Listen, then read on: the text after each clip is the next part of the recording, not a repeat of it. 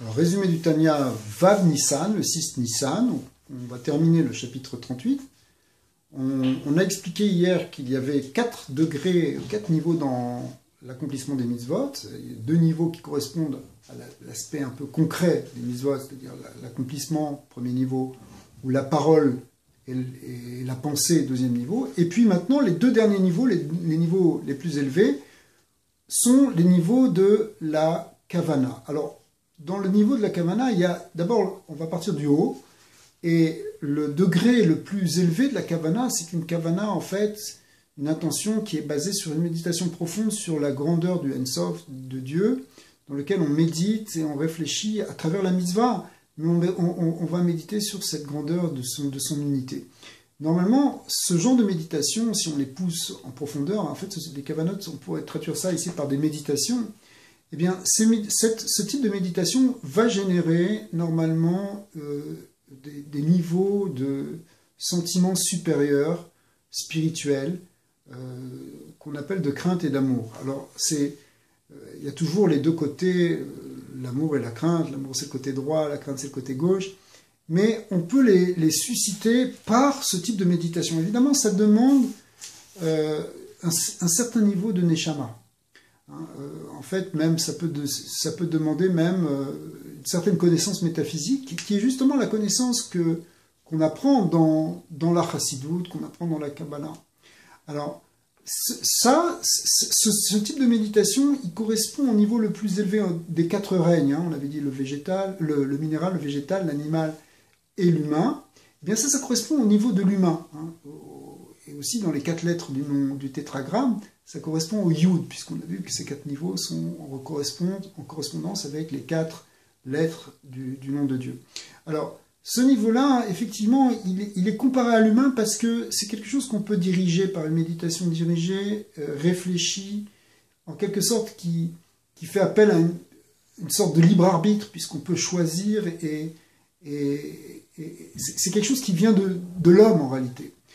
Par opposition à un degré de méditation qui est un peu moindre, et qui est justement le niveau, en fait, qui était le 3e niveau quand on partait du bas vers le haut, puisque là on a parlé du 4e, eh bien ce 3e niveau qui correspond à l'animal, c'est en fait c'est une type de méditation qui vient pour des gens où lorsqu'on n'est pas capable d'avoir ce type de méditation intellectuelle. À ce moment-là, en fin de compte, c'est simplement une intention qu'on met dans la pratique de la mitzvah ou de l'étude de la Torah, dans lequel on veut s'attacher à Dieu, dans lequel on pense qu'on est prêt à faire Messirut Nefesh, c'est-à-dire à être prêt à donner notre existence pour justement, pour cet attachement à Dieu et pour accomplir la mitzvah, ou pour éventuellement ne pas fauter, ou pour développer l'amour. Mais en réalité, le but de ces intentions ne viennent pas par une méditation, une compréhension profonde des choses. Elles sont simplement une intention finalement assez simple, celle de vouloir s'attacher à Dieu et de vouloir faire le bien et pas le mal. Et en faisant ça, on va susciter, on va éveiller cet amour qui est profondément ancré en nous, ce qu'on appelait cet ahava mesuteret, cette ira mesuteret, qui est caché dans le cœur de chacun, de chaque juif, qui peut s'éveiller. On sait que, enfin, ce qu'on avait expliqué dans les chapitres précédents, c'est que cet amour-là, il peut être suscité et être éveillé dans un cas critique.